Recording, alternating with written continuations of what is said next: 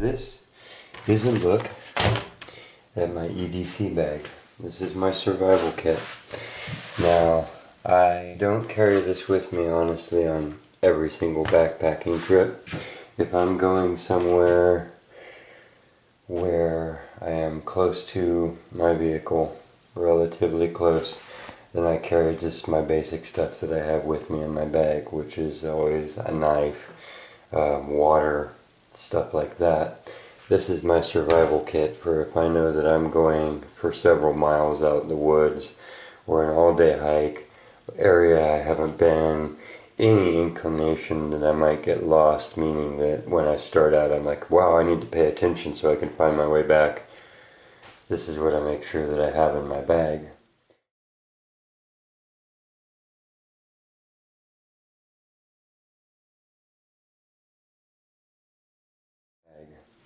The other thing I want to say before I start, I'm going to try and keep this all simple and short, just show you what I carry, is you can buy a lot of survival kits, but they don't always have the best quality material and they don't always have everything.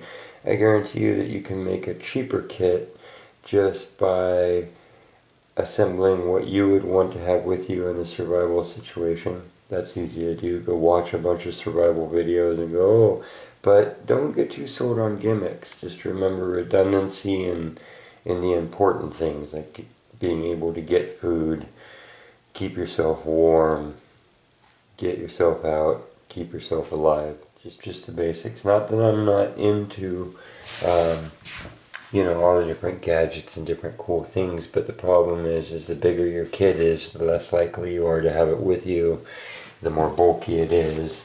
In the end, in a real survival situation, when you're trying to carry water and food as much as possible as you can, and then the tools that are helping you get that. And the rest is about travel or staying alive where you're at. So, this is what I made mine out of. This is a camera bag. They're pretty darn rugged. They have lots of different pockets in them. And that was the game that I played, was you're allowed to bring anything that you can fit inside this thing. So, and it's a really small container. They make a large survival kits. And this is pretty darn small. Semi-weatherproof. The camera cases already start out that way. And if you went to a junk store, you could buy 5 different shapes of these, and that's what I was going to say, is that if you're making one survival kit, you might as well make 5. Throw one in the trunk of every car on your property and send one off with the older kids and all that, just so that they're scattered around. That's the point of, you could consider it a mini bug out kit or just your tiny everyday carry survival kit. So this is my E.D.C as far as survival kits go.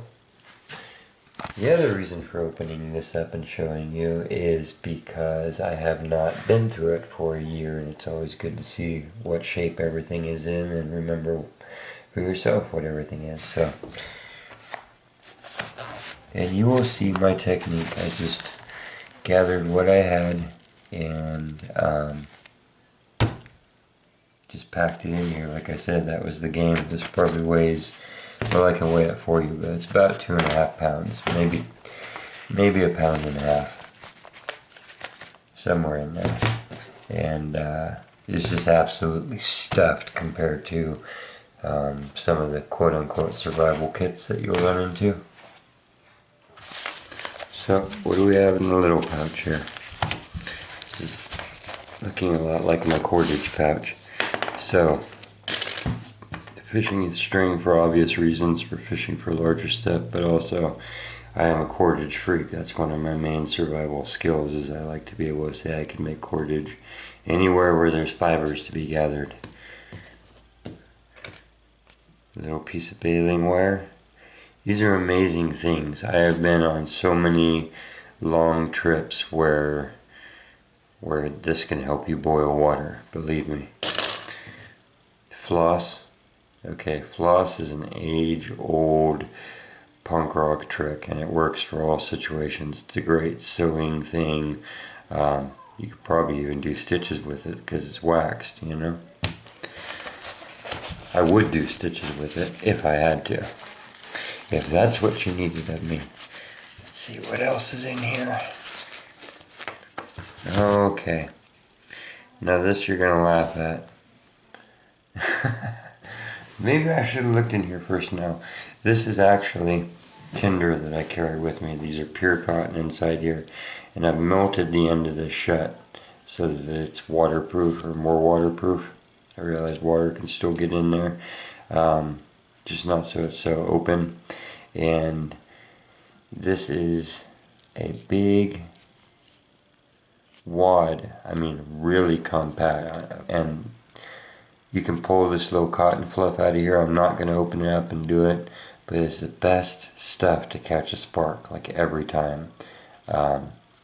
Second, you know, beyond this is you can take your sharp knife blade, I'll show you sometime, go on your legs of your jean and rub it back and forth until you get the fine lint. Lint catches spark so well, and it just gently spreads out with the ember. So the cotton in here is actually really awesome and really compact, and you just can't get a more compact wad. I mean, they have a machine crush it down, and yeah, so as far as like, I want a big compact chunk of stuff, so that's my one of my mini tinders that I try and carry with me. Let's see. Oh, this. Now everything has a dual purpose too. This bag can actually be used. Every piece of plastic is precious. You can use this plastic bag as a solar still. So literally you could use urine or brackish water, anything in between, and collect the steam and let it drip down into something. I'll show you a solar still sometime if you haven't seen one. And that's a water gatherer right there. This is a nice little lens, and I borrowed this out of a broken pair of binoculars, and it's in the bag so it doesn't get scratched up, so that we just have ultimate sharpness. And that is a fire maker right there.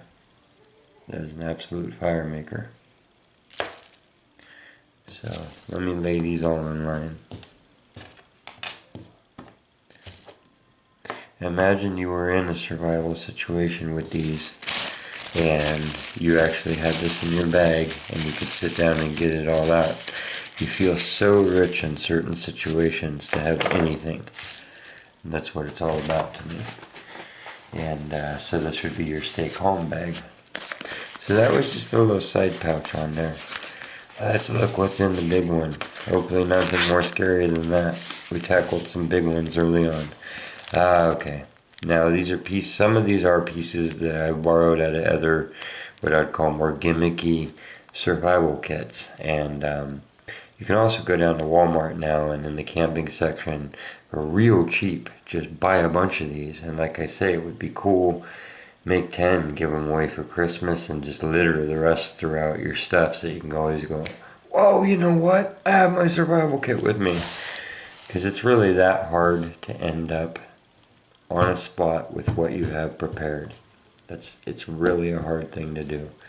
So instead of spending a bunch of money on one high-end kit, put yourself together just a bunch of little kits with cool stuff in it. These are water tablets. Purifying water. It's iodine. 2 tablets per quart or liter. 30 minutes. I'm not sure how many are in here. It probably says. But the idea of that is that it would, you can treat some bad water and drink it. And water is the first resource that you need to be, you know, unless shelter is something mortally needed, then water is the next thing. Food after that. Now, I carry a life straw, brand name life straw with me every day. In truck, in backpack, backpack on shoulder when I leave truck. I'm in urban situations with the life straw. I don't use it all the time, it sits there clean. But they are so light and so easy to carry. It's a little water filtration system if you haven't heard of it. It's called Life Straw. There's lots of products, and Life Straw isn't perfect, but I tell you what, man, compared to the old heavy ceramic ones, there's a great example for you. Hardly ever would you have that with you. The life straw I can throw in the bottom of my backpack, and it's almost as, compact as this and this type of setup. And so I always have water. I fear not being able to get my kids water, or people around me water, or myself water, in a situation having to drink bad stuff. So that's one of my fears, no matter what, because things could go wrong for a day or two, and you need water in that amount of time. So it doesn't take a meteor falling from the sky. You get lost whistle. Whistles are actually not a ridiculous thing. I recommend that everybody sends their kids out with one. It allows them to make a noise. I've had people just recently, in fact, walk right by me, calling and screaming out my name, trying to find me. Not scared, but trying to find me, and the wind can destroy that. It just blows the sound away. If they're downwind, you can't hear them. And so we ended up lost from each other for a half an hour or whatever. And everybody knew where the vehicle was, but we just couldn't connect, out on a hike. Not that you would use this in that situation, but it was just an example of, oh yeah, you know what I mean? If your kids are lost or whatever, high noise is going to travel way farther. The wavelengths of high noise are way tighter. It just has a farther carry, less likely to get drowned out by all the big, heavy rumblings of day-to-day world, like wind.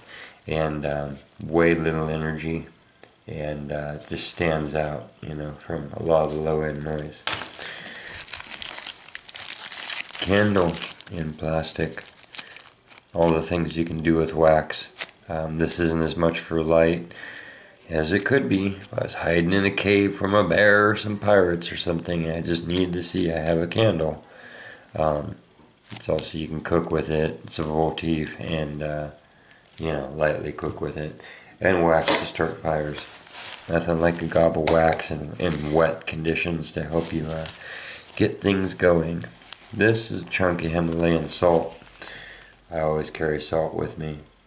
If you've used up all your salt and you're not in a normal situation, your body cannot absorb water anymore.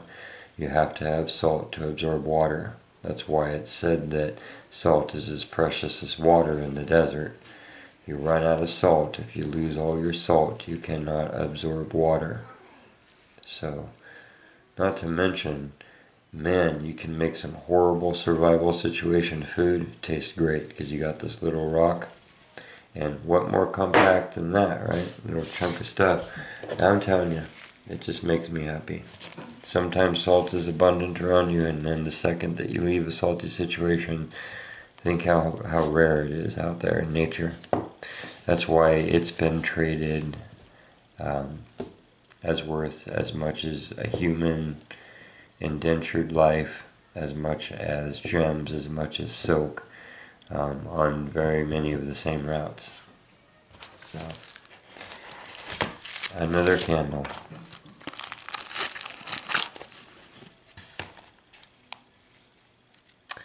Magnesium bar. I see that we have what on here? Something is leaking. We shall find out what. And you can take shavings of this. It's another waterproof helper. It's part of a flint stick. We have big old flint stick. Now, I got this one out of an old kit. That's solid. That is a solid actual bar. I had one that I got from a survival class from a guy that had been in the Air Force. And man, that thing was, when we graduated, it was literally the size of my pinky and had like a PVC pipe handle. I don't know what I did with that. I lost that over the years. Someday I'll find that again. But it was just like the flint stick that would never run out. So it came with a little lanyard. You never know what that could help with. Lots of things. Cordage ends up just meaning so much. It's how you extend your weapon to be able to hunt with it when it's just a knife or a sharp rock and put it on a stick. It's how you begin the whole center of a structure to shelter in when you don't have a lot of things that are helping you do that already naturally. And melting plastic, even plastic that puts out black smoke and plumes and stuff, it can be very useful. Now these blankets fold up. If you've ever spent a cold night locked out and couldn't get into a warm spot, then you know you probably put your face in your shirt and pulled your arms into your t-shirt and breathed down your chest and made it through like that. And if you haven't, you know, it's something to experience. And that's why you see homeless people with newspapers and stuff laid over them. It's not just in the movies. And you can literally take, remember they have free newspapers. You can stuff your shirt with leaves. Don't forget you can insulate yourself. We'll do other videos maybe on survival stuff.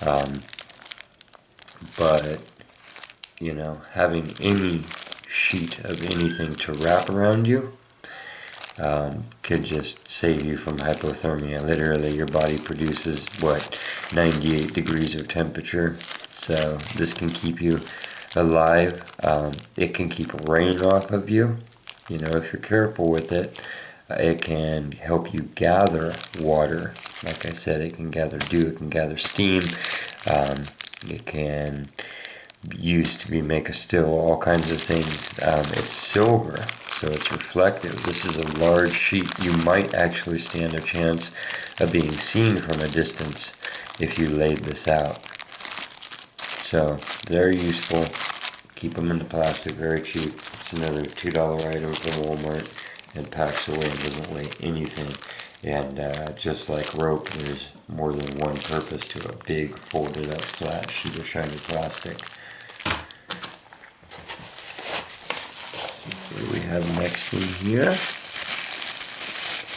Bag.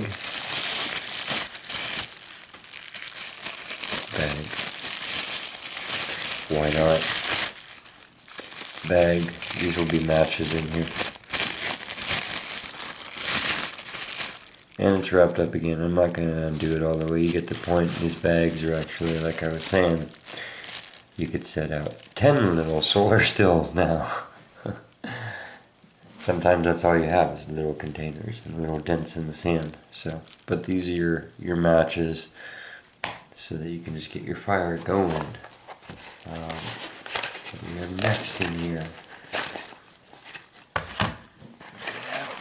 This, a nail.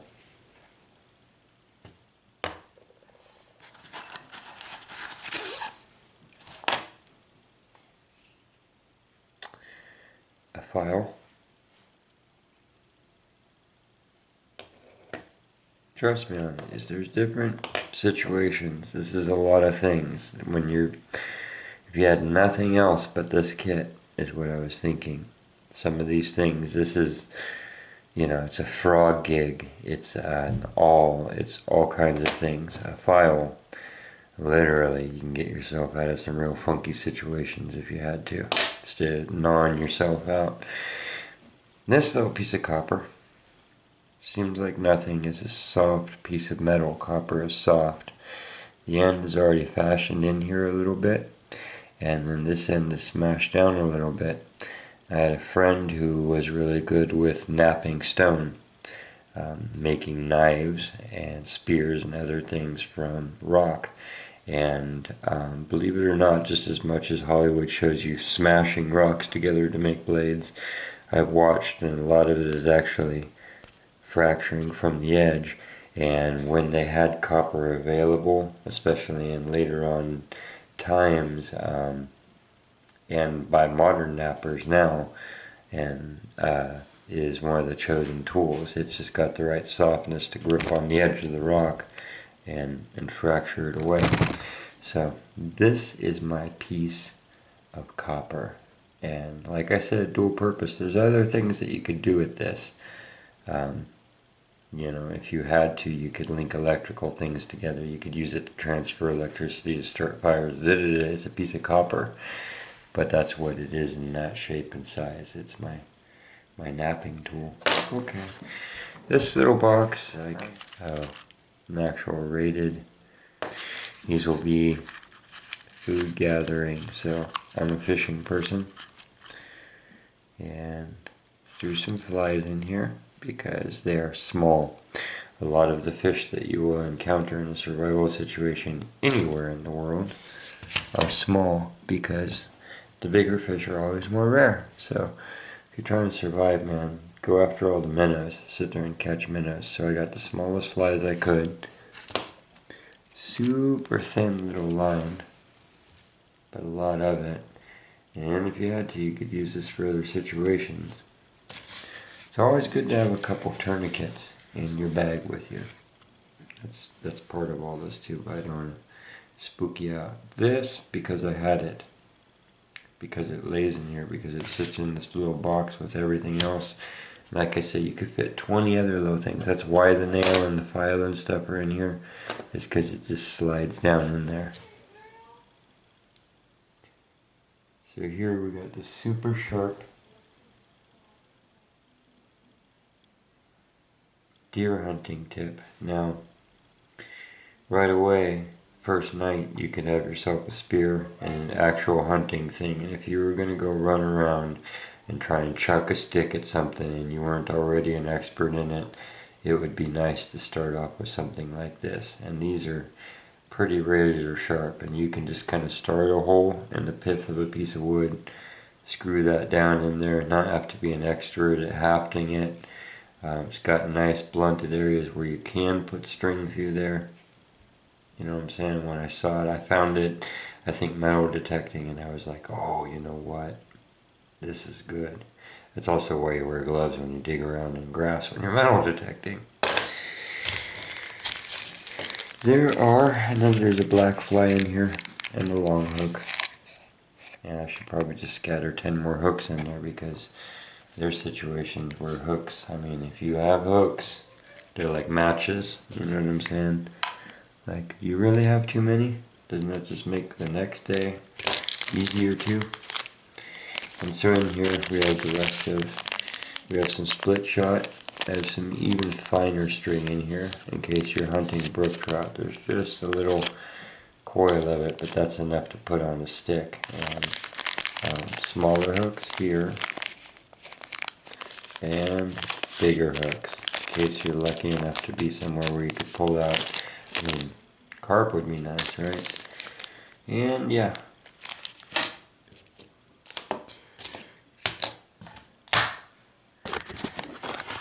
Now take a look at it. It's not super fancy. It doesn't have things that open bottle caps for me either. It doesn't charge anything.